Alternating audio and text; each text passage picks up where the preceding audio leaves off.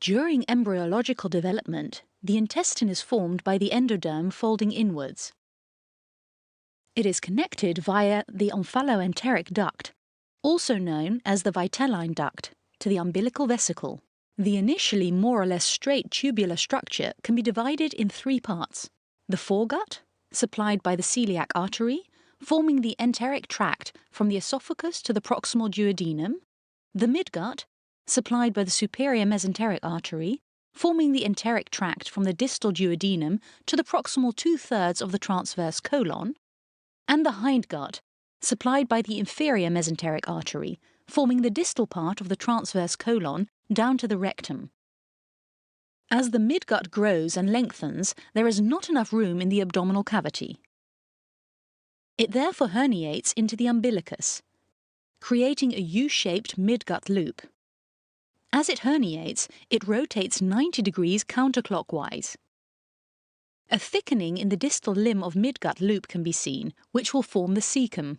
The proximal limb grows and lengthens into the loops of the small intestine and returns into the abdominal cavity, completing another 180-degree rotation.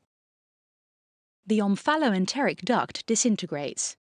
If this duct persists, it is known as Meckel's diverticulum.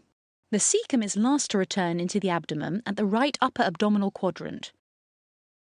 The cecum and appendix, highlighted here, will descend into the lower right abdominal quadrant later in the fetal period. In total, the gut undergoes approximately a 270-degree rotation. This places the duodenum behind the transverse colon.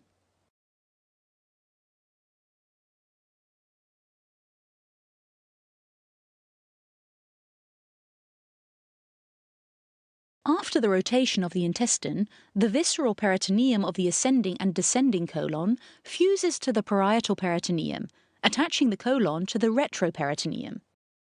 This double layer of peritoneum is clinically recognizable on each lateral side of the colon as the line of Tolt. This fixation is reinforced at the right colic flexure by the hepatocolic ligament and by the splenocolic ligament, and the phrenicocolic ligament at the left colic flexure.